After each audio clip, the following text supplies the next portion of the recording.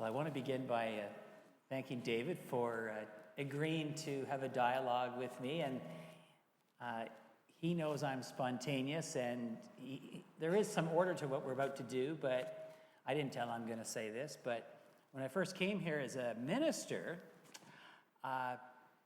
anytime you have a retired minister in a congregation, and I know my friends over at Harcourt said, you know, we can barely count them, there's so many, there's like 12 or more that keep coming, but when you have a retired minister, you kind of like, oh, I wonder how this is going to go, you know, in terms of, you honestly do. And,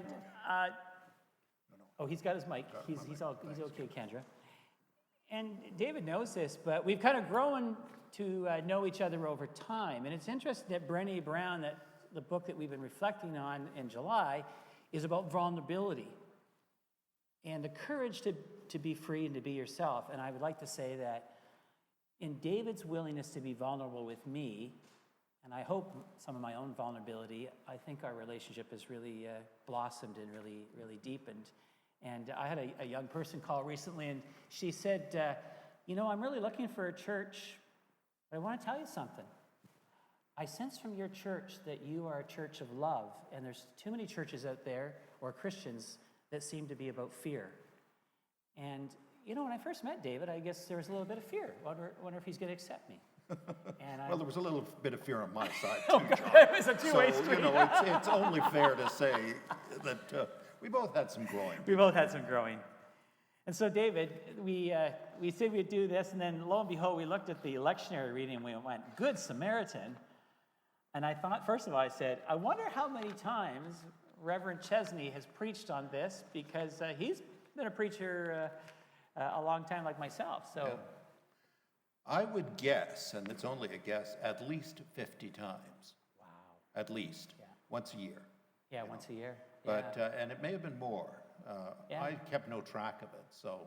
Yeah, I would agree. I'd say once a year, so at least about 30 times for me. And I love this story. Ken read it so well. I was like listening every time I hear it. It's just like, wow. Yeah. And actually going to Israel, as David has, to see the path to Jericho is an unbelievable path. And I was reading about Martin Luther King Jr. in 1969. Him and his wife took a car ride. And after that ride, he said to himself, now I know how dangerous that road was and is.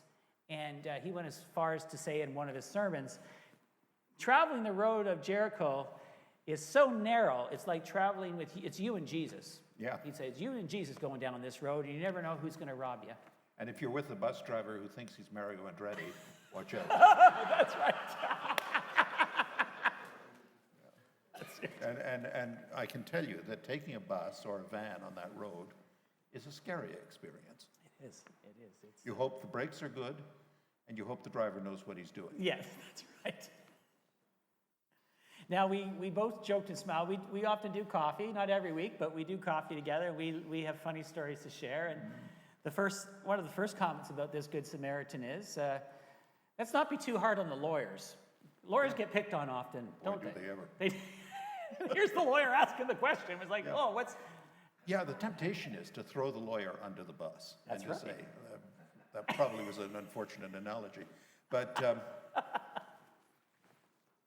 the question he's asking, who is my neighbor, is a legitimate question. It's a very legitimate Very question. legitimate, because we always say, you know, love your neighbor as yourself, that's in Leviticus. Yes. But if you look it up, and here's a little biblical studies for you, I'm going to try and make it as painless as possible. But if you look it up in Leviticus, it's Leviticus 19:18. Don't go home and look it up, good heavens. But that's in what is called the Holiness Code. Now, Leviticus, as part of the Old Testament, probably was created during the exile. Now, if you're a minority in exile, maybe slaves, maybe definitely at the bottom of the heap, what are you going to do? Well, you're going to circle the wagons a bit. You're going to say, okay, this is our group. This is what we do. And believe me, it was quite a difference from what the culture around them. So when the command is recorded, love your neighbor as yourself, it's really love the members of your tribe. It's a very narrow definition of neighbor. So the lawyer's really asking a fair question. He's a smart guy. He's asking, he's thinking. Yeah, he's thinking. So he says, well, who is my neighbor? Is it just my immediate tribe? Is it just my immediate clan? Is it just my family? Where does this take me? So there's your dose of biblical studies, and aren't you glad you don't have to come and see me all the time about it? But let's think about the priest, the Holy One, the one like you and myself at times. We think we see, but often are we really seeing? Do we have this blind spot? We do, John, and I cringe at some of the memories of my first parish, when I really thought I had it all.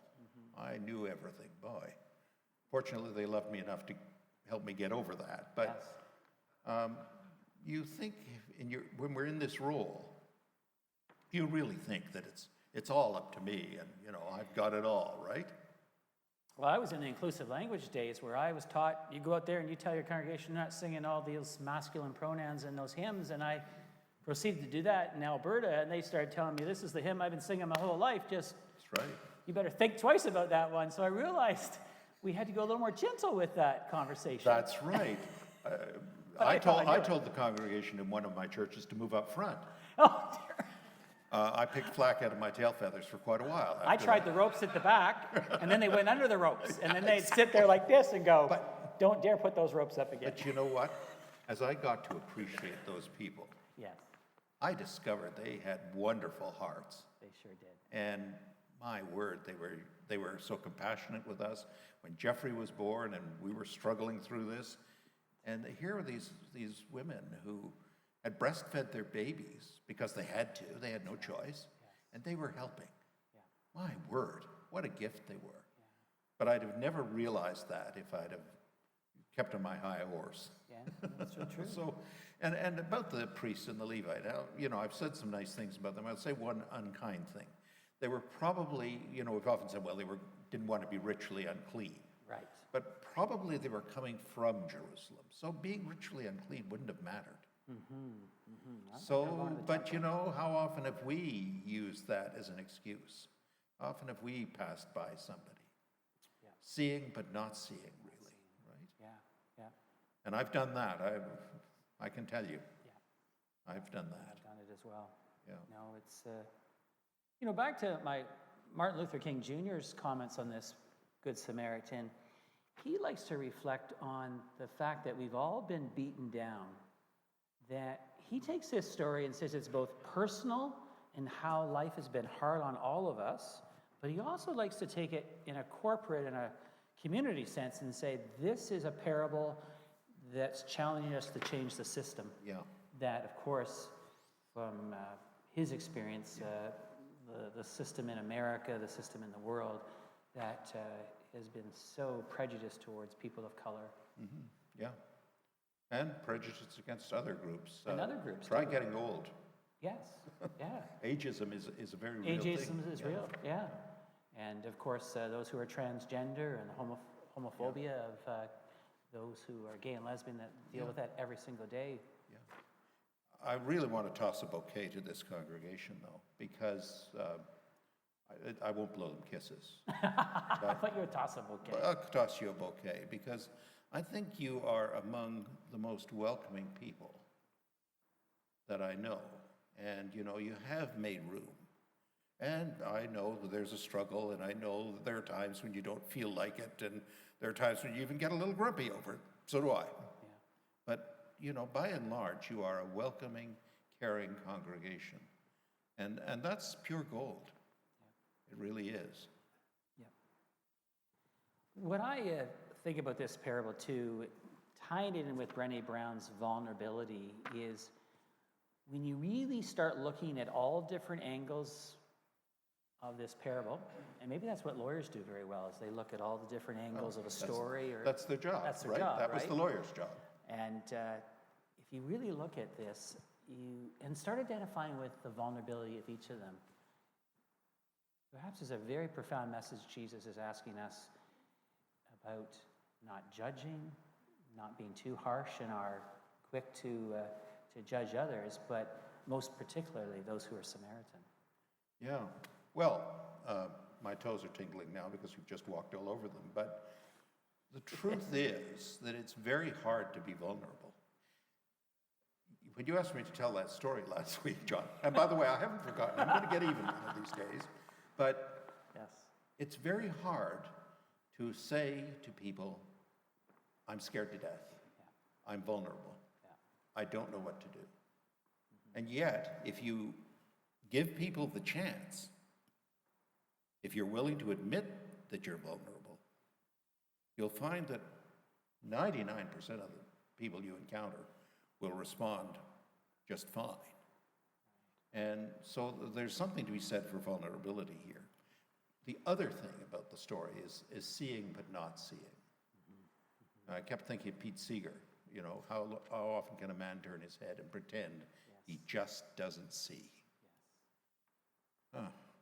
And we've all had those moments, you know. We've had reasons, good reasons perhaps, why we're in a hurry and we can't stop, and you know. But that's not seeing. When you see somebody, when you really see somebody who is in need, alone, frightened, they're not hard to find. Yesterday I was reading in my daily devotional book about a woman who was in a park and she saw a mother with pink hair and with 3 children, or 2 children, I guess. And she said to herself, well, what kind of a mother paints her hair pink? But then she saw them sitting and realized that they were huddled together on a park bench. And so she dashed over to the nearest store and got some bananas and some granola bars and some drinks and, you know, that sort of thing. Came back, and fortunately the mother had pink hair because she was able to spot her. And she sat with her and she said, you know, I've been waiting for my husband and he's waiting for hours and he hasn't shown up. And so they talked for a while and she said, you know, my little toddler loves bananas. And she cuddled him and the baby slept. And finally, after they talked for a while, the person said, would you like to borrow my cell phone and call somebody? Which she did, and somebody was going to come and get them. But she said, you know, the lesson for me was to see that person, not as a mother with pink hair, but as somebody who was vulnerable and in need. And I'm going to embarrass you a little bit, John, because I'm going to tell you, and this isn't revenge, this is just because you have been willing to see me in my vulnerability. When I've been scared, not sure of where we were going to be, what was going to happen. I can remember dinging a car fender once and calling you, and just absolutely beside myself because I felt so stupid. And you just came over and said, look, we've all been there. Wasn't that you didn't have to fix it, you just had to be there. And I think that was a kind of a place where our relationship began to change. And I'm awfully glad that it did. Yeah, and a great lesson for me is just learning just to be there. We can't fix hardly anybody. No, we can't. You know, it took me 3 parishes to figure that one out. All we can do is be there. And that's what the Samaritan, you know, we focus on what the Samaritan did. Yeah. But he was there. And he did what he could. Yes. Carried the man to an inn, left 2 denarii, which is 2 days' wages. Yes. And said, you know, take care of him, whatever more you spend, I'll reimburse you next time I'm through. And the inntaker apparently didn't turn a hair, which tells us that the Samaritan's credit was really good. Right. And there's something you brought out for me in the reading, and I want to just touch that one. You said, when Jesus asked the lawyer, well, who do you think was a neighbor? And he says, the one who showed mercy. Why didn't he name the Samaritan? Why couldn't he say the Samaritan who showed mercy? So I'd say offhand, like the rest of us, the lawyer has a lot of growing still to do. Yeah, so true. But John, I want to thank you for this privilege. Thank you. Thank you so much. You know, when I was putting it together, I was thinking, oh, I hope I don't disgrace John or embarrass him. Not at all. Or embarrass Heather. That would be the other fear I'd have. Yeah. But I think it's okay. It's great. I just want to close with this. At the food trucks on Friday night, this is one of the reasons why, sometimes we wonder, why do we do such a thing? But not only a great turnout, but I saw people I hadn't seen for a while. And I had a wonderful conversation with somebody who's not been at Trinity, at least on Sunday mornings, for a long time. It's wonderful to see them. And of course, the first thing they say to their pastor is, it's been a long time. And I said, oh, we miss you. And maybe you're feeling a bit disconnected. Oh, no, we still feel connected. We just haven't got ourselves out. And I said, but you're here tonight.